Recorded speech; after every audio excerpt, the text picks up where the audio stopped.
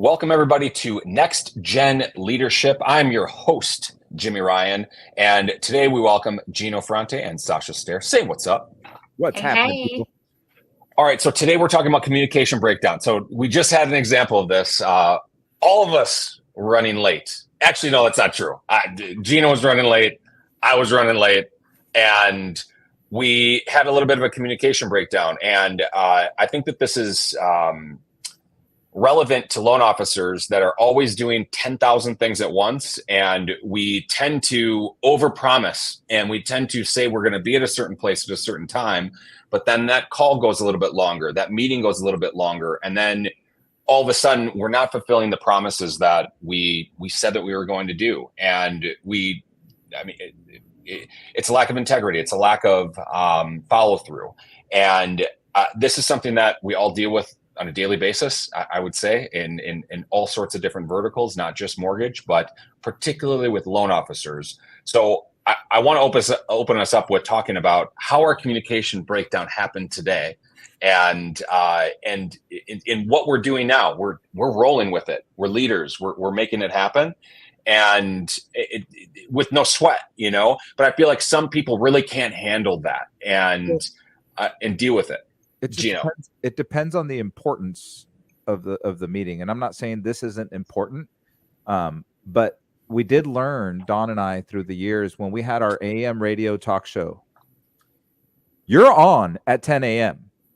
and there can't be blank airtime for an hour. That can't happen on AM radio. So I can tell you that because it was a non-negotiable, we never missed it. In 10 years, we never missed it. Either we were on or we planned for somebody to be on our behalf, but we never missed it. And you can't have 1 minute of dead airtime. So right. I can tell you that when something's a non-negotiable, when something's important to you, you shouldn't have a communications breakdown. It should be part of your plan. Now, what happens in what you're alluding to is most real estate agents and loan officers, but mostly real estate agents, have zero discipline. Not even one dot of it. It's zero. And what happens is their lack of discipline translates to us because lack of planning on their part becomes an emergency on ours.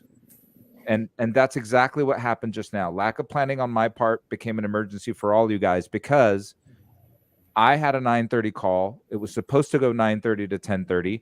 That person texted me at 9:35 that they needed 10 more minutes.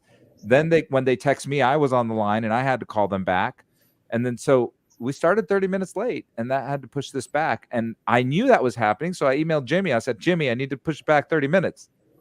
I forgot Sasha was going to be on with us. So she's like, Bueller, where are you guys?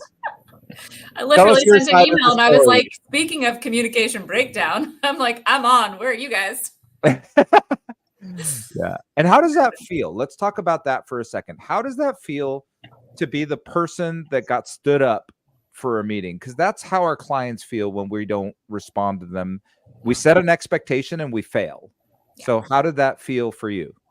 It's a good question because I think it's an opportunity to talk about learning in real life. So like one, PTSD of like not being asked to dance at middle school dances for sure. So thanks a lot, guys.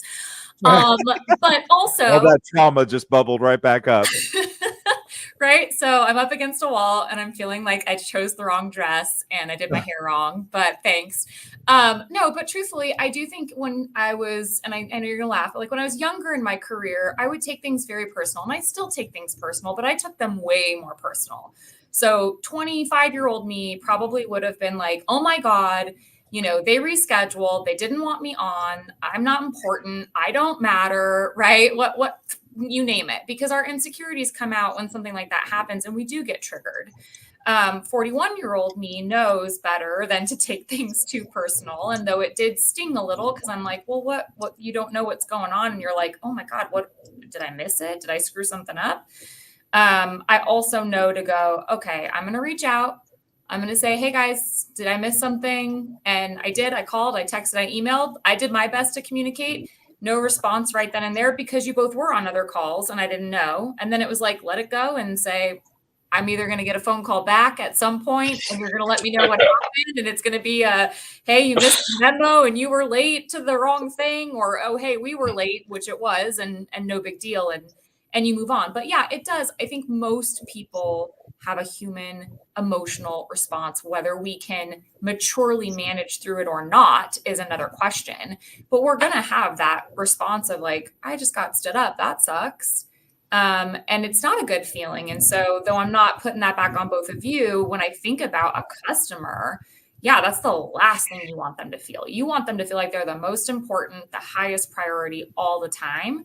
And even one small slip like this, especially if they're having a bad day and they're not able to handle it emotionally well, could screw up a deal, right? Okay, so let's talk about that real quick. And Jimmy, then I'll let you ask a question. But at Todd Duncan's High Trust Sales Academy, he said something that really rang with me and it stuck with me to this day. It's been like 8 months and it just like keeps ringing in my ears.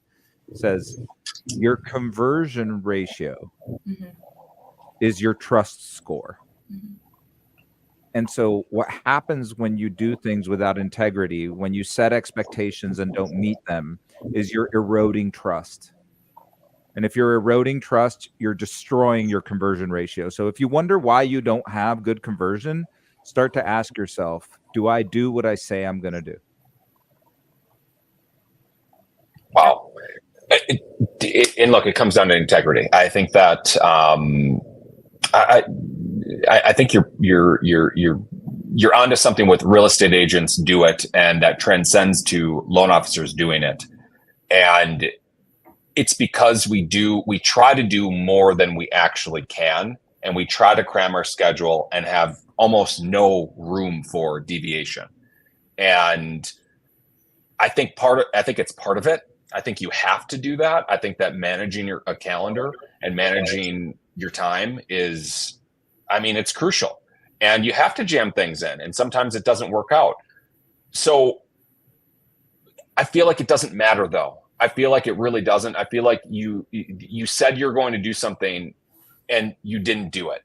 And that's where the lack of integrity comes from. And that's where we get bad raps. Loan officers are looked at like that. So are real estate agents. They said one thing, but they did another. They said they would call me, but they didn't. I had to call them. And so what's the answer? And you guys both know people that are like this. Do you know the type of people that are like super disciplined on their calendar? Like, hey, we had a time, we're ending, this is the end time, and then cancels everything else after that. Sorry, but we have to do this at another time. I'm bad at that. I'm terrible at that. I'll rock it. I've gotten better at that. And so it has to come from a place of your calendar has to be how you operate. So my to-do list is my calendar. It's not a to-do list. I put things that I want to accomplish on my calendar because let's say, for example, I wanted to, file my tax return this year. Well, then I need to block 4 hours to work on my tax return. What happens is we don't put those things on our calendar. We do them anyway, and then we miss things we didn't want to miss. So the secret for me has been to be incredibly religious about my calendar. And I have to be totally honest, that's not me. So I have an assistant who's incredibly religious on my calendar on my behalf. And funny that what happened today is my fault because, Katie lives in Tennessee. And last night I booked this early morning appointment at 8:00 our time. I didn't want to bother her at 10:00 her time to add this to my calendar. But my calendar started off on the wrong foot because that meeting wasn't there. I knew that meeting was happening. It was informal. It was set up last night. And it created this problem. So when you create things from a reactive state, when you make last minute spur of the moment decisions, that's when things go wrong. If I would have thought about it yesterday and I would have looked at my calendar and I would have emailed Katie, she would have said, hey, listen, you got the 10:00 leadership. So she would have said 9:30 won't work for you, Gino. Can you do another time? So that's where the discipline comes in. That's where the discipline. So my lack of follow through today with you guys was a lack of discipline. And we have to acknowledge that that's really what it was. Because I have a system in place to prevent this, but I didn't use the system. Yeah. I also, Jimmy, what you said around like not good at wrapping it up on time, right? And I think salespeople in general, partially because you're trying to be organic with a conversation. And it's not a like, hey, we have a meeting with an agenda. We need to get through these things. And then when we're done, we'll wrap it up, right? It makes it a little bit more challenging. And so I think it's helpful to, again, habitual, right? It's a discipline. You've got to learn the habit of, making sure you pay attention to when does that 5-10 minute mark hit. So I can start to insert some key language that lets that person know they're important, they matter, what we're talking about matters, but also it's time to go. And I think there are creative things that you can come up with to say like, I really love where this conversation is going, or we still clearly have a lot we need to connect on. Let's, I'm watching the clock. I want to respect your time. I want to respect that you probably have other things going on today that matter. Let's find time on the calendar to continue this, or let's find time on the calendar to keep going through, the paperwork that we need or whatever it might be. And then I think you just get into that habit and you create that discipline. And now you're at a place where, okay, it's second nature. Right. And you know how to manage the time on the clock when you're having that organic conversation and you're not, completely feet kicked up on the table and, leaned back and not really watching the clock. So there's some tips and tricks you can use like that too. Tasha, on that note, because I think all of that is great, I would just add one thing. Yeah. Which is you can also set the expectation in the beginning. Hey, Joe and Susie, I wanted to let you know, I'm so happy that we're on this call today, but I do have a hard stop at 11 a.m. And so if we're not done with our conversation by then, well, don't worry about it. We'll just schedule more time either later today or tomorrow to continue our conversation. Love that. Unfortunately, I have a prior engagement, but let's get started right now and see how far we get. Yeah. So you could start the conversation with something like that. And that sets the stage so that when you do get to that last 5 minutes, they already know. They're not feeling cut off. They already know they're going to get cut off. And then you intercept with those qualifying things at the end, saying, hey, it looks like we have more to talk about. As we expected, 1 hour, we can't solve all the world's problems. So let's set another time. I'm going to have Katie reach out to you. And by the way, if you don't have a Katie, get a Calendly. We could have a whole one of these, by the way, on do's and don'ts on Calendly. Like that's a whole different animal. But if you don't have a Katie, use a Calendly. Have something that gives people access to your times to reduce their frustration of not being able to get a hold of you. So I think it comes down to the balance between relational and transactional. And I think that I tell this to people a lot. You can quote me on this. I could afford to be more transactional. I tend to want to be more friends and relational. And let's go out. Let's have a drink. Let's, hang out. And there's no end time. But we could be friends and we could have a good relationship. But if we're in business and there's no transactional piece to it, in a lot of senses, you could argue that we're wasting our time. And if it's transactional, well, there is a time limit. We are dialed in on time. My time is worth X amount of money. And if we're only in relational mode and we're lacking transactional mode, well, then we're missing dollars. We're missing the results that I think that we're ultimately looking for. And I think we can all afford to be more transactional, but it comes down with the discipline of doing what you're saying that you're going to do, because you said it exactly right. Your conversion ratio is your trust score.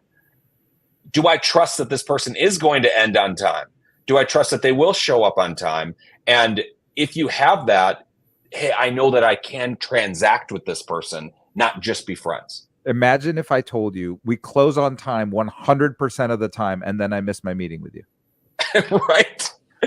How are they supposed to trust anything that comes out of my mouth? Your trust is zero. It's just straight down. Yeah. So I think I have it. I want Sasha, because you're wonderful at this and I'm so terrible at this. Let's write down what Jimi was talking about, transactional versus relational, because I'd love to do a whole series on that, a whole 20-minute interview on that, because there's a lot of gold in there to understand why some of the things we do are, I'm not going to say ineffective, but I am going to say inefficient. And we could talk about that a whole nother time, but let's get back to today, which is communications breakdown. We talked about communications breakdown with clients, with realtors and things of that nature, but let's talk a little bit about the communication breakdowns that happen between managers and loan officers. How about that? Great idea. All right. So Jimi, you've been a loan officer for a long time. I've been in management since I was 13 years old. Really weird story, but I was in construction with my dad, and my dad brought me into the family business. And so the owner's son right, at 13 years old is the boss. And I had, my dad at the time had 50 to 100 employees. There's a lot of people running around that shop. And here I am, the hotshot kid coming in telling these guys, do this, to stop doing that. No, you didn't do it right. Fix this. Yeah, I've been managing people since I was 13 years old. And it's hard. It's really hard because when you say communications breakdown, it's really a lack of empathy. If you're communicating poorly with your staff, it's because you don't understand where they're at. And so for me as a manager, what I'm trying to focus on is where is this person at and how can I help them get out of it if it's a rut and something that's totally undervalued, or stay on it if they have momentum. Because that's another piece that we have to do as leaders is when they're doing well, fuel that, because you can't always be on a streak. I think of salespeople as professional athletes, and you're going to have wins and losses. You're going to have strikeouts and different at bats, and so it's a lot like that. And so we just need to make sure that when someone's on a streak, that we fuel it and keep that streak going as long as possible. And when someone's in the hole, tell them it's okay, but we'll get past it. Yeah, and I mean, it's a lot like parenting too. I mean, if your kids are doing something bad, you have to correct it. But if they're doing something right, I would argue it's more important to encourage that. Like I was on a call and I was babysitting my kids, not babysitting, they're your kids. I'm parenting. It's not babysitting when they're your kids. But I was working. Duty. Well, whatever. I'm on dad duty, and I called a lead to basically set up an appointment, and they were yelling at their kids, like saying, I'm on the phone. Would you just please shut up? And they're just going at it with the kids. And he pocket dialed, and I listened to the whole thing. And then I eventually hung up, and and my kids were being so good. And I was like, hey guys, you're being really good boys and girls right now. I just want to call you out and let you know. I think that that's just as important, but the communication really is you're setting the tone for a vision of what is to be expected and what you actually do want to happen here. And if you don't communicate, if you don't say what your vision is, say what it is that I want you to do. Hey, you need to call this many calls per day, that you need to have this many meetings per week. But if you don't say that and you don't set that expectation, they're targetless and they can't go anywhere. And I think it's just a matter of even trying. Well, right. Are you guys acknowledging people for more than just wins though? Because I think sometimes we get really caught up in acknowledging people when they close the loan or when they get a deal or whatever it might be. But are we acknowledging when we see the effort, even though it might not be the results that we want? Right? Yes and no, Sasha. Yes and no, because I'm very sensitive to this participation trophy shit. I don't like it either. But if you've got people that are grinding it out and you know it, and they just got handed some crap sandwiches that week. Oh yeah, we've got to be if you went to 8 open houses and got no deals, I'm still going to give you a high five, because you have to celebrate the activities. Yes. The goal shouldn't be the closed loan. The goal should be the 8 open houses and 44 phone calls. Absolutely. Because the closed loans will come if you do the activities. So celebrate positive activities. Yes. Celebrate people that aren't doing enough. No. Absolutely. And I'm with you 100%. And I'm sure we're probably touching the PC button with the participation trophy. But yeah, I know you don't just get to show up and be a steady Eddie and get an attaboy or attagirl on the back. And I'm going to use the Olympics, and I'm going to use soccer. When you grow up as a child in Argentina playing soccer, anything that's not a world championship is catastrophic failure. Anything. So 2nd, 3rd, 8th, 22nd, all of them result in tears and disappointment. That's how it is. And so what do you think helps the Argentinian team be as good as they are? It's the level of importance that they give this one thing, and that nothing but the ultimate pinnacle of success is acceptable. And look, this is a gray area in professional athletes as well, because I don't want to take anything away from a silver or a bronze medal. But we all know those people went home disappointed. They're happy, kind of. They're like, well, that's pretty good. Silver was pretty good. And they'll justify it to themselves.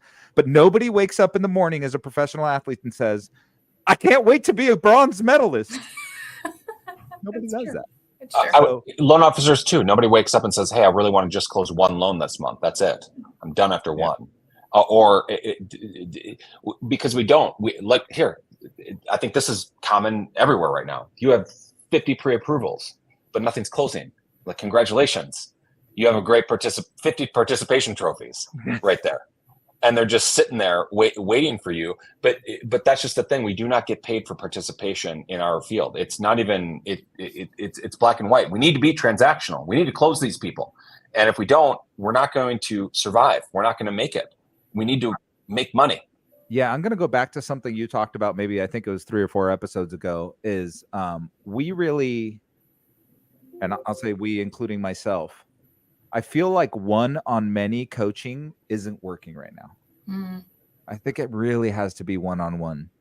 If you really want to make an impact, so this is getting into communication, right? If you want to make an impact, there's no better way than one-on-one. Yeah. And there's no better way than in person. So, and if you want to level that up, even one more thing, share food, right? If you're sharing food one-on-one with somebody, that's telling them you're important to me. You care.